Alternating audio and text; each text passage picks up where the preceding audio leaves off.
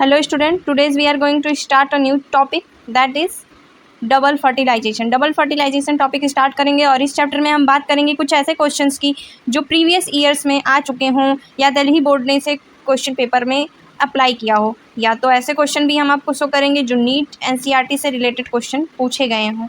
तो चलिए बिना देरी किए पूरा वीडियो देखिए। वीडियो के लास्ट में मैं ये सब आपको बताने वाली हूँ, बिना स्क्रिप्ट किए वीडियो को देखते रहेंगे। चलिए स्टार्ट करते हैं chapter. Hello student, welcome to Seema's Education. Today's we are going to discuss sexual reproduction in flowering plant chapter 2 part 3. पूरी वीडियो देखिएगा कि ताकि आपको पता चल सके इंपॉर्टेंट क्वेश्चन जो प्रीवियस ईयर में नीट के एग्जाम में पूछे गए हैं। तो बिना देरी किए चलिए स्टार्ट करते हैं वीडियो को। इस वीडियो में हम लोग बात करेंगे चैप्टर की लास्ट टॉपिक डबल फर्टिलाइजेशन और कुछ और इम्पॉर्टेंट टॉपिक्स को डिस्कस करेंगे और ये चैप्टर आज एंड हो जाएगा। न्यू चैप्टर स्टार्ट होगा आपका 1-2 दिन में और बेल आइकन ऑन करे रहिएगा कि ताकि आपको अपडेट टाइम पे मिलती रहे अपडेटेड वीडियोस की। तो चलिए बिना देरी किए फटाफट स्टार्ट करते हैं चैप्टर। आपको अभी मेरे स्क्रीन पे नोट्स आपको मिल जाएंगी, नोट्स का स्क्रीनशॉट लेकर के नोट्स बना लीजिए। नोट्स मैंने हैंडमेड नोट्स आपको शो कर रही हूँ, स्पेलिंग मिस्टेक के लिए सॉरी, और बिना स्पेलिंग मिस्टेक को इग्नोर किए बिना देरी किए चलिए स्टार्ट करते हैं हम ये चैप्टर को। तो चलिए फटाफट बिना देरी किए स्टार्ट करते हैं। डबल फर्टिलाइजेशन और ट्रिपल फ्यूज़न एक ही में एनसीईआरटी ने दे दिया है। इसी वजह से कई सारे बच्चों को कन्फ्यूजन होता है कि डबल फर्टिलाइजेशन और ट्रिपल फ्यूज़न अलग अलग है कि एक ही में है या एक ही चीज़ है, इसका नाम अलग अलग है। तो चलिए आज मैं इस कन्फ्यूज़न को क्लियर कर देती हूँ और आपको पूरा एक्सप्लेन कर देती हूँ डबल फर्टिलाइजेशन। इस टॉपिक का पहला पॉइंट है डबल फर्टिलाइजेशन। पहले पॉइंट में आपको दिख रहा होगा, स्क्रीन पे मैंने शो किया है हैंडमेड नोट्स। आप इस नोट को देखिए और आपको दिख रहा होगा कि एक 3 एंटीपोडल सेल ऊपर प्रेजेंट हैं। आप ध्यान से देखिए, 3 एंटीपोडल सेल, बीच में पोलर न्यूक्लियाई और लास्ट में 3 डॉट्स हैं ब्लू कलर की मैंने शो की है। वहाँ पे साइड में सिनर्जिड है, सिनर्जिड के बीच में एग प्रेजेंट है। तो सिनर्जिड के बीच में जो एग प्रेजेंट है वहाँ पे अभी देखिए बहुत बड़ा डिवीज़न होने वाला है। तो अब चलिए नेक्स्ट साइड देखते हैं। एक ट्यूब लाइक स्ट्रक्चर है, वो ट्यूब सेल है। ट्यूब सेल में जनरेटिव सेल्स प्रेजेंट हैं, ट्यूब सेल्स में जनरेटिव सेल प्रेजेंट है। मैं एक बार को 2 बार रिपीट कर रही हूँ ताकि आपको ये लर्न हो जाए। मेरे साथ भी रिपीट करिए। जनरेटिव सेल ट्यूब सेल में प्रेजेंट है और वहाँ पे छोटा सा ट्यूब सेल न्यूक्लियस प्रेजेंट है, ट्यूब सेल न्यूक्लियस प्रेजेंट है। अब जनरेटिव सेल्स बहुत गुस्से में आएगा, धड़ाक से क्या करेगा, डिवीज़न कर देगा। तो डिवीज़न करने के बाद दो मेल गैमेट्स बन जाएंगे, 2 मेल गैमेट बन गए ना। अब चलिए अब स्टेप बाय स्टेप मैं आपको क्लियर करती हूँ। यहाँ पे point by point step by step मैंने लिखा है। पहला पॉइंट पहला स्टेप, दूसरा पॉइंट दूसरा स्टेप, ऐसे 4 स्टेप हैं और ट्रिपल फ्यूजन पूरा ख़त्म। तो चलिए पहला स्टेप है जनरेटिव सेल्स डिवाइड। पहले मैंने आपको बताया जनरेटिव सेल्स गुस्से होकर के डिवाइड कर देगा। क्या डिवाइड करेगा? 2 गैमेट्स को डिवाइड करेगा। सेकेंड में the sperm cell enter the cytoplasm of the synergid का जो साइटोप्लाज्म जो सिनर्जिड का है उसमें इंटर कर जाएगा, एक गैमेट इंटर कर गया। तो अब भाई मैं तो जाऊँगा, अब वो अंदर चला गया। अब उसकी देखिए मेहमान नवाजी कैसे होगी, वो अंदर तो चला गया है। अब थर्ड पार्ट में क्या होता है, थर्ड पार्ट में इस कहानी का जो थर्ड पार्ट है उसमें मेल गैमेट फ्यूज़ हो जाता है। अंदर जाते ही वो भैया फ्यूज़ हो गए। फ्यूज़ होके क्या बन गए, फ्यूज़ किसके साथ हो गए, पहले फ्यूज़ किसके साथ हुए हैं वो जानते हैं। फ्यूज़ साइटोप्लाज्म के साथ फ्यूज़ हो गए हैं। साइटोप्लाज्म जो सिनर्जिड का है उसके घर में जाके उसी के साथ फ्यूज़ हो गए हैं ये। तो चलो अब चौथी पॉइंट देखते हैं, चौथा पार्ट क्या होता है इस कहानी का। उस कहानी के चौथे पार्ट में है कि सिनर्जिड ब्रेक हो जाता है 1 sperm nuclei unit base 2 polar nuclei.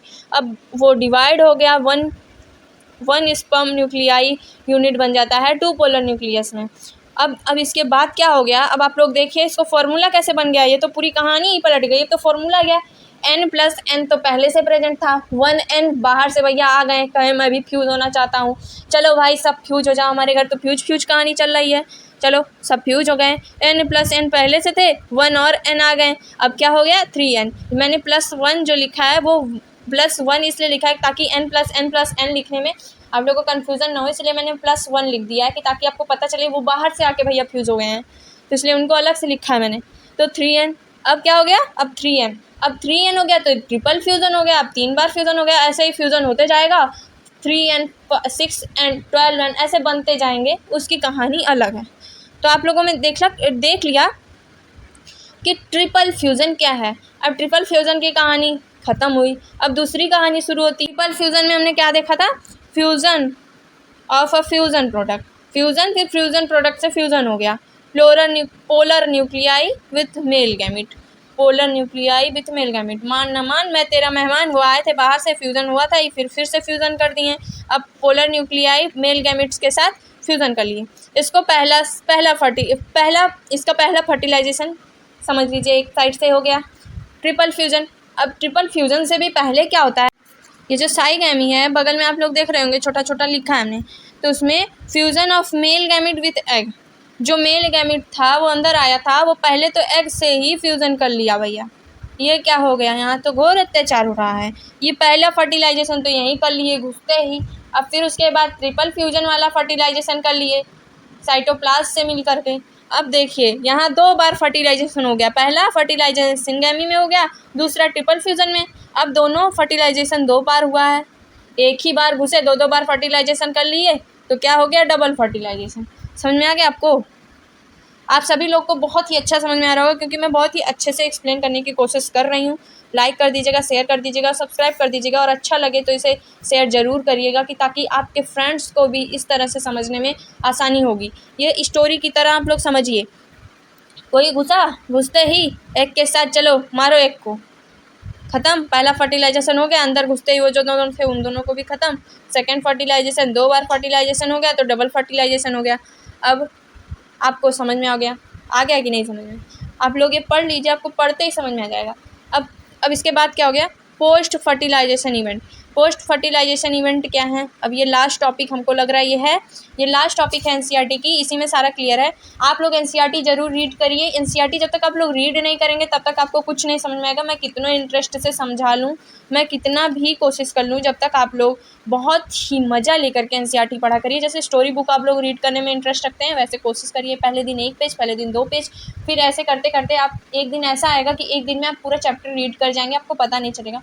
और जब आप रीड करेंगे ना तो आपको लगेगा कि मैंने जो पढ़ाया है वो सारा चीज़ एनसीईआरटी से ही मिलता जुलता है, बस मैं उसको अच्छे से समझाती हूँ बहुत शॉर्ट में, और नोट भी बहुत मैं अच्छी देती हूँ। ये सारी नोट आप रीड कर लीजिए, नीट का क्वेश्चन बिल्कुल नहीं फंसेगा, सब कुछ इसी में से आता है। चलिए स्टार्ट करते हैं पोस्ट फर्टिलाइजेशन। पोस्ट फर्टिलाइजेशन में क्या है, major events of post fertilization. अब चलिए मेजर इवेंट्स पोस्ट फर्टिलाइजेशन का देख लेते हैं। 4 लोग हैं यहाँ पे प्रेजेंट भैया। पहले भाई साहब हैं डेवलपमेंट ऑफ इंडोस्पर्म, दूसरे भाई साहब हैं development of embryo from dipole zygote, अब तीसरे भाई साहब हैं development of seed from ovary. यहाँ ओवरी और सीड का डेवलपमेंट हो रहा है, ओवरी से सीड बनने का काम। और चौथे भाई साहब, अंतिम भाई साहब, विदाई वाले, अब हम ख़त्म, इसके बाद कोई भाई साहब नहीं है। Development of fruit from the ovary, fruit से ओवरी का डेवलपमेंट, इसके बाद हम फ्रूट बन जाता है, फ्रूट बनने के बाद तो कोई काम ही नहीं होता है, फ्रूट से ओवरी बन गया, बात ख़त्म। नया पेड़ आएगा, लेकिन जो फ्रूट हुआ है वो तो खाएंगे ना, उससे बात अलग है। चलो अब पहला देखते हैं, डेवलपमेंट ऑफ इंडोस्पर्म क्या होता है। डेवलपमेंट ऑफ इंडोस्पर्म बहुत अच्छा लगेगा आपको पढ़ के। अब चलिए मैं पेज पलट देती हूँ, कुछ लोग स्क्रीनशॉट लेना होगा। अच्छा फिगर नहीं बना है, इसमें हार्ट वर्ट का डेवलपमेंट होता है इंडोस्पर्म में, लेकिन कुछ अच्छा ही बना है, आप लोग देखिएगा।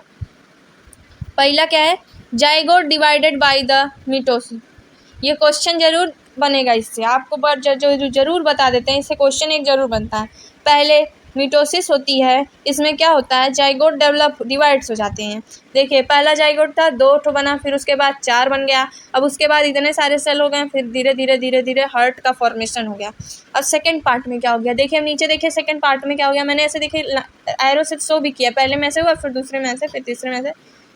अब क्या होता है, मैं आपको, आप लोग देख ही रहे होंगे, एम्ब्रियो मैंने यहाँ पे शो किया है, और नीचे सुपीरियर सेल हैं, सुपीरियर सेल हैं, ऊपर एम्ब्रियो में सेल, एम्ब्रियो पहले वाले पार्ट में देखिए 2 था, अब यहाँ 4 डिवाइड होकर के हो गए, और बाद में देखिए कितना सारे हो गए। ऐसे ही होते होते जो एम्ब्रियो है वो हार्ट शेप ले लेता है, और जो सस्पेंसर है वो हार्ट शेप के जो नीचे वाला देख रहे होंगे हाइपोफिजेसिस बन जाता है, नीचे वाला पार्ट हाइपोफिजेसिस बन जाता है, और ऊपर वाला एम्ब्रियो सेल का फॉर्म हार्ट शेप में बन जाता है।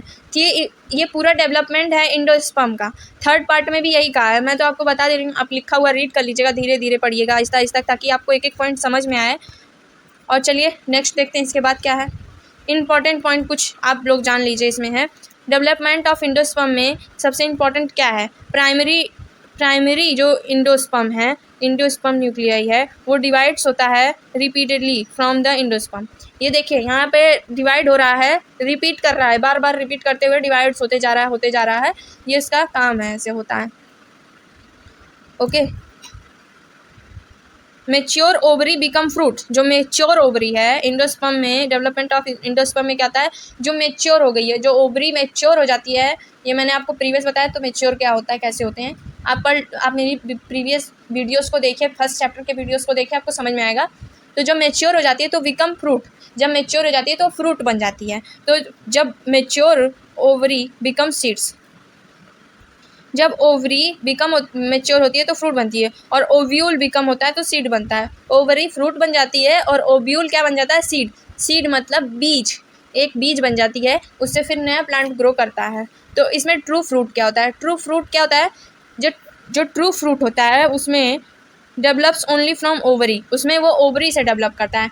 ट्रू फ्रूट हमेशा ओवरी से डेवलप करता है। तो जैसे मैंगो है वो ओवरी से, सीड के अंदर जो कोट होती है, जो हम लोग आम खा लेते हैं उसके बाद एक सीड होती है, उसके बाहर से एक कोट लेयर लगी होती है, बहुत मोटी होती है, उसके अंदर सीड होता है। जब उसको हम लोग फेंक देते हैं तो उसमें से निकलता है, तो ओवरी से प्रेजेंट होता है, तो फिर वो ओवरी उसके अंदर होती है, वही डेवलप करती है, तो फिर वो प्लांट बन जाता है। कभी कभी देखें आम के सीज़न के बाद जब आम का सीज़न आता है, छोटे छोटे घर के बाहर मैदान में कहीं पे लोग खा के आम फेंके रहते हैं बीज को, तो वहाँ पे छोटे छोटे पेड़ दिखाई देंगे। तो वो सारे पेड़ कहाँ से आते हैं, जब वो हम लोग फेंक देते हैं तो वो ओवरी से डेवलप होकर के प्लांट का फॉर्मेशन हो जाता है, वहाँ पे डेवलपमेंट होना स्टार्ट हो जाता है। तो वो मैंगो जो है ट्रू फ्रूट है। अब फॉल फ्रूट क्या है, फॉल फ्रूट है मतलब कि जिसे फ्रूट तो कहते हैं, लेकिन वो मतलब असली में फ्रूट नहीं कहा जाता, उसके गुड़ फ्रूट वाले नहीं होते हैं। तो उसमें क्या है, from part of other part, ovary के अलावा जो अदर पार्ट है वहाँ से डेवलपमेंट होता है। जैसे कि हम सेब खा के बीज थूक देते हैं या फेंक देते हैं निकाल के, तो प्लांट उग जाता है, नहीं ना उगता है, कभी नहीं उगता है। हमने तो कभी नहीं देखा है कि हमने फेंका, इतना सारा सेब खाते हैं हम लोग, फेंक देते हैं, कभी वहाँ से सेब का पेड़ आ गया नहीं। उसके लिए हम लोग जो है बाज़ार से सेब का पेड़ खरीद के लाते हैं, फिर लगाएंगे, फिर उसकी देख रेख करेंगे। फिर वो क्यों, क्योंकि वो अदर पार्ट से ग्रोथ करता है, इसीलिए वो जल्दी ग्रोथ नहीं कर सकता। अदर पार्ट से ग्रोथ करने वाले ओवरी को छोड़ करके जितने भी सीड हैं जो अदर पार्ट से ग्रो करती हैं प्लांट का, वो क्या होती हैं, वो फॉल्स, जैसे एप्पल, पीच और भी बहुत सारे हैं जो फॉल फ्रूट में हैं।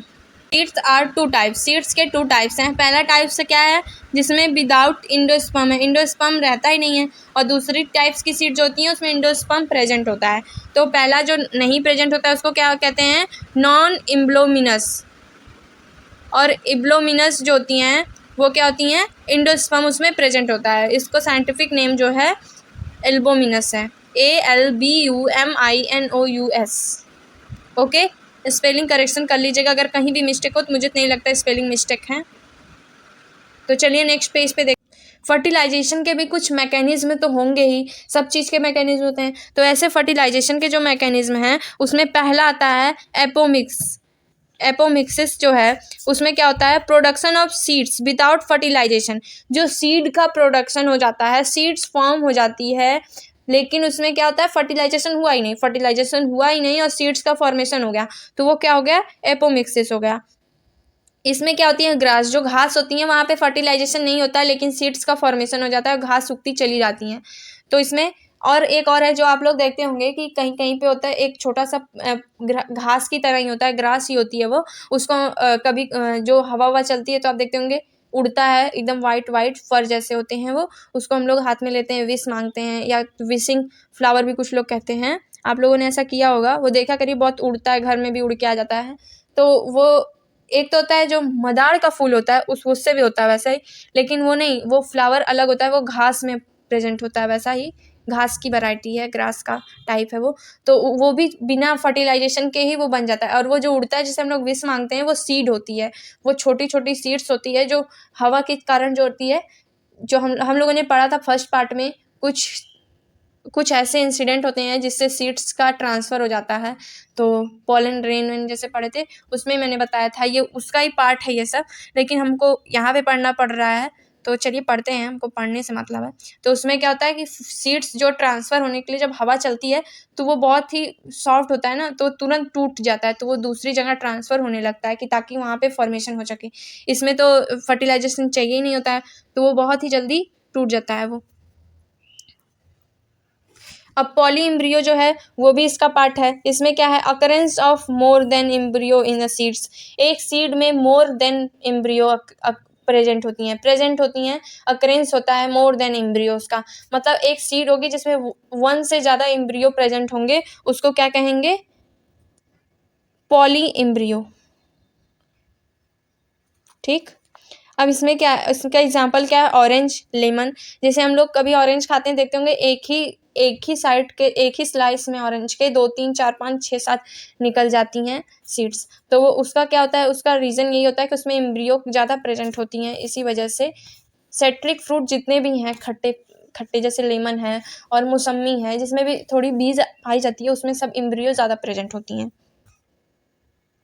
हेट्रोस्टाइली, इसमें हम लोग देखेंगे दिस फर्टिलेट्स क्रॉस पॉलिनेशन। इसमें ये क्रॉस पॉलिनेशन के कारण फर्टिलाइजेशन होता है।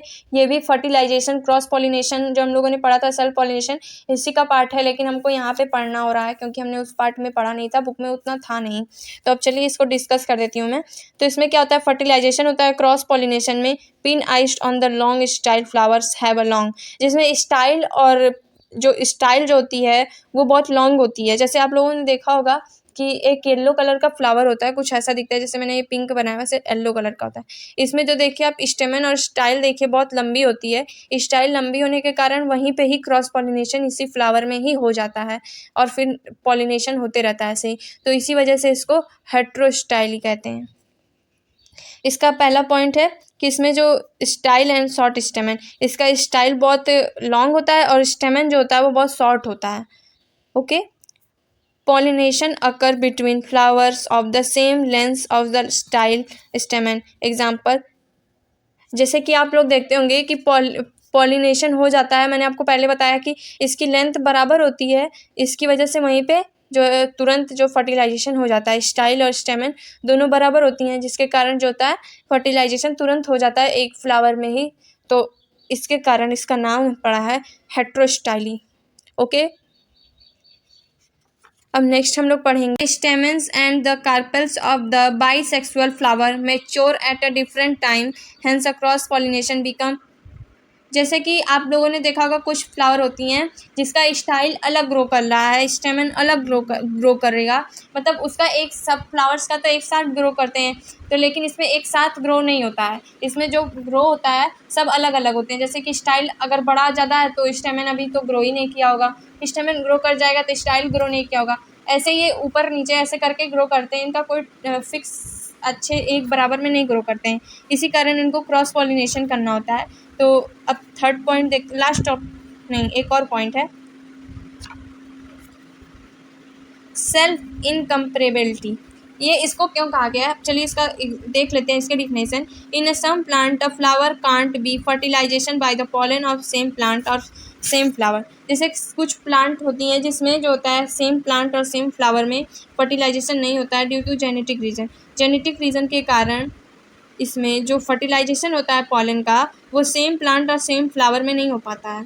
तो इसी कारण जैसे कि आया, मतलब पॉलन ग्रेन चली तो उस टैम्बैको का पॉलन ग्रेन जो होता है ट्रांसफ़र हो गया किसी दूसरे प्लांट में, तो वहाँ पे हमको कहा गया रहता है, हमारे घर पे भी कोई आ जाता है कहते हैं नहीं तुम मेरे घर के नहीं हो, चले जाओ। तो कुछ रीज़न होते हैं जिसके कारण हम उसको बाहर कर देते हैं क्योंकि वो अनजान है। तो उसी तरह जब कोई अनजान पॉलन ग्रेन आ जाती है किसी अनजान प्लांट पे तो वो बाहर कर देता है, जिसके कारण वहाँ पे फर्टिलाइजेशन की प्रोसेस होती ही नहीं है। तो अगर दो पॉलन ग्रेन आ गई, 2 पॉलन ग्रेन आ गई, तो एक को हम जानते हैं, जिसको हम जानते हैं उसको अंदर बुला लेंगे, जिसको हम नहीं जानते हैं उसको कहेंगे बाहर जाओ भैया, हमारे घर पे इतनी जगह नहीं है, हम आपको जानते नहीं है तो कैसे आपको अंदर बुलाएं। मम्मी कह के जाती है ना कि कोई बाहर से आए तो उसको अंदर नहीं अलाउ करना है। सेम वही थिंग है, जब फ्लावर का कोई मतलब जान पहचान का रहता है तो उसे बुला लेते हैं, अगर उसके जान पहचान का नहीं रहता है तो वो सीड्स को वो आउट कर देते हैं, तो वहाँ पे फर्टिलाइजेशन की प्रोसेस नहीं हो पाती है। तो यही सब रीज़न है जिसके कारण इसे जेनेटिक रीज़न भी कहते हैं। तो पोटैटो, तंबाकू, ये सब ऐसे हैं, तंबाकू और पोटैटो ये दोनों ऐसे हैं जिसमें ये प्रोसेस ज़्यादा होती है।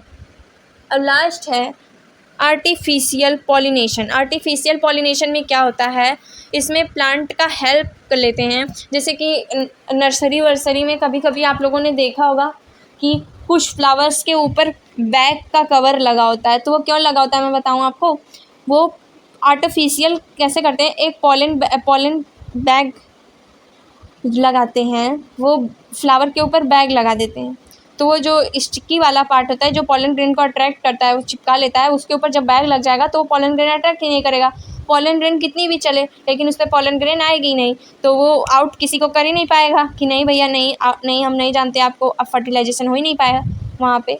तो ऐसा ना हो इसीलिए ये साइंटिस्ट ने ऐसा तरीका सोचा कि एक बैग लगा देंगे। जब पॉलन ग्रेन आएगी ही नहीं तो वो लोग कैसे फर्टिलाइजेशन करेंगे। तो जब टाइम हो जाता है कि अब फर्टिलाइजेशन कर देना चाहिए, मैच्योर हो गए हैं, तो वो लोग सेम प्लांट का सेम पॉलन ग्रेन अपने हैंड से अब इंस्ट्रूमेंट की हेल्प से निकालते हैं बाहर, और उसको निकालने के बाद उस प्लांट का बैग ओपन करते हैं और उसमें डाल देते हैं, और फिर उसके बाद बैग को बंद कर देते हैं। और फिर जब वो सेम कहेगा अरे भैया मेरा तो रिश्तेदार आ गया, अब रिश्तेदार कहाँ से आया, हम लोगों ने भेजा ना, दूसरे प्लांट से निकाल के उस प्लांट में ट्रांसफ़र किया और बैग वापस से बंद कर दिया। और प्लांट सोचेगा अरे मेरा रिश्तेदार आ गया, आओ अंदर आओ भाई चाय पानी पिलाएंगे, फर्टिलाइजेशन की प्रोसेस स्टार्ट हो जाएगी। तो इसमें फर्टिलाइजेशन हो जाता है बिना किसी जेनेटिक रीज़न के रुकावट के। मतलब इसमें कोई भी मतलब कुछ ऐसा नहीं होता है कि नहीं भैया हम नहीं आपको जानते, ये वो करना कुछ नहीं। सब लोग जो भी आता है वो सब जान पहचान का ही आता है, क्योंकि हम लोग जानते हैं कि ये फ्लावर का इस फ्लावर के साथ ही फर्टिलाइजेशन होगा, तो उसे हम लोग उसी तरह बैग लगा देते हैं। फिर बैग को ओपन किया, उसमें पॉलन ग्रेन अपनी मर्ज़ी से जो डालना है वो डाल दिया, फिर पॉलन ग्रेन बैग बंद कर दिया, पॉलन ग्रेन अपना फर्टिलाइजेशन स्टार्ट कर देंगी। तो इसी को कहते हैं आर्टिफिशियल पॉलिनेशन। इस पॉलिनेशन में आर्टिफिशियल पॉलिनेशन इसलिए क्योंकि हम लोगों ने जो चीज़ें इंसान बनाती हैं उसे आर्टिफिशियल कहते हैं, तो हम लोगों ने इसको क्रिएट किया, इसीलिए आर्टिफिशियल पॉलिनेशन हो गया। ये चैप्टर यहीं पे एंड होता है। अब हम बात करते हैं कुछ इंपॉर्टेंट 4-5 क्वेश्चन मेरे पास कुछ ऐसे हैं जो मैंने फाइंड आउट किया है, जो एनसीईआरटी ने पूछा है 2019-20 में, और कुछ क्वेश्चन ऐसे भी हैं जो कि पूछे गए हैं नीट के पेपर में, कुछ ग्राफिकल क्वेश्चन भी हैं। तो चलिए देखते हैं। 4 क्वेश्चन है मेरे पास, चारों आपके स्क्रीन पे शो करती हूँ, ये देखिए आप। पहला क्वेश्चन है कि आपको ये जो चार्ट दिख रहा है, पॉलन मदर सेल PMC बनाती है पॉलन, फिर पॉलन ग्रेन, फिर वेजिटेटिव्स। अब इसमें बताइए कि ये जो नीचे बॉक्स है इसमें क्या फिल होगा। मैंने आपको ये पढ़ाया भी था, इसलिए मेरा क्वेश्चन मुझे ये बहुत अच्छा लगा क्योंकि मैंने आपको पढ़ा भी दिया है फर्स्ट सेकंड पार्ट में, और आपको ये पता होगा कि इसमें जेनरेटिव सेल होंगे। जेनरेटिव सेल्स बॉक्स में लिखा जाएगा तो ये पूरा प्रोसेस कंप्लीट हो जाएगा। वेजिटेटिव सेल और जेनरेटिव सेल पॉलन ग्रेन से प्रोड्यूस होती हैं। Okay, second question, why pollen grain can be preserved as a fossil. Fossil के रूप में पॉलन ग्रेन को क्यों प्रिजर्व किया जाता है। It is due to presence of sporopollenin present in exine. Sporopollenin exine में प्रेजेंट होती है, इसके कारण ही हमको उसको फॉसिल के रूप में, फॉसिल के तरह उसको प्रिजर्व करके रखना पड़ता है। अब इसमें आपको बताना है indicate the stage which meiosis occur. First second third stage है, फर्स्ट थर्ड सेकेंड थर्ड, ये फर्स्ट सेकेंड थर्ड स्टेज है जहाँ पे एरो मैंने बताया है वो सारे स्टेज हैं। इसमें बताइए कौन से प्रोसेस में मियोसिस हो रही है जिससे न्यू इसका आगे फॉर्मेशन बढ़ रहा है। तो इसमें पहला है MMC मेगास्पोर मदर सेल बनाती है मेगास्पोर्स को, तो वो उसमें क्या हो रहा है, मियोसिस की प्रोसेस हो रही है। मैंने आपको ये सेकंड पार्ट में पढ़ाया है, आप लोग को याद भी होगा जिन्होंने ये सेकंड पार्ट की वीडियो देखी है। उसमें क्या है, मेगास्पोर मदर सेल क्या फॉर्म करती है, मेगास्पोर्स को। तो इसमें पहला वाला पार्ट है जो मियोसिस करेगा और दोनों पार्ट में मियोसिस नहीं होगा, मैंने क्रॉस लगाया है।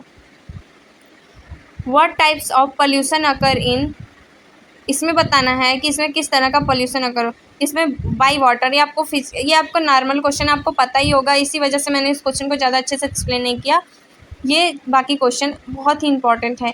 ये जो थर्ड क्वेश्चन है ये एक बारी पेपर में भी आ चुका है, बोर्ड एग्ज़ाम में पूछा जा चुका है 2019 में, और ये जो फोर्थ वाला क्वेश्चन है ये टिक द करेक्ट आंसर में भी पूछा गया था बोर्ड एग्ज़ाम में। और ये सेकंड क्वेश्चन मैं बता देती हूँ आपको, नीट एग्ज़ाम में भी पूछा गया था, टिक द करेक्ट आंसर आया था किस कारण से हम प्रिजर्व करते हैं। तो आप ये देख लीजिएगा। और फर्स्ट क्वेश्चन तो मुझे लगता है ये बहुत पुराने क्वेश्चन है, ये बार बार रिपीट होते रहते हैं। ये सारे क्वेश्चन एक ना एक बार पूछे गए हैं, इसलिए आप बहुत इंपॉर्टेंट मुझे लगे, इसलिए मैंने आपको बता दिया। हर पार्ट में मैं कुछ न कुछ ऐसे क्वेश्चंस आपको बताते रहती हूँ, इसीलिए मेरी वीडियोस ज़रूर देखा करें कि ताकि आपको कुछ इंपॉर्टेंट क्वेश्चन तो मिल सके, जिससे आपकी तैयारी अच्छी हो जाए, बोर्ड एग्ज़ाम में अच्छे मार्क्स आ जाएँ। तो आप लोग ज़रूर देखें। अब हम लोग नेक्स्ट चैप्टर स्टार्ट करने वाले हैं जल्द ही, रिप्रोडक्शन इन ह्यूमन बींग्स का रिप्रोडक्शन पढ़ना है ना, तो अब हम पढ़ेंगे जल्दी ही, उसको स्टार्ट करेंगे। नोटिफिकेशन ऑन कर दीजिए बेल आइकन दबा के, कि ताकि आपको जल्दी से जल्दी मिल सके आपको नोटिफिकेशन कि कब मैंने चैप्टर स्टार्ट किया है। और आपको अगर कुछ भी डाउट हो तो तुरंत आप क्वेश्चन कीजिए और तुरंत आप पता कीजिए क्या आंसर। मैं आपके हर क्वेश्चन का रिप्लाई करूँगी, बस आप क्वेश्चन तो कीजिए। पहला क्वेश्चन है, जब रिप्लाई कैसे करेंगे भाई, आप क्वेश्चन तो करिए हमसे। तो बने रहिए मेरे चैनल पे सीमाज एजुकेशन पे, तरह तरह के क्वेश्चंस और पूरा चैप्टर का एक्सप्लेनेशन पाने के लिए। Thank you, bye.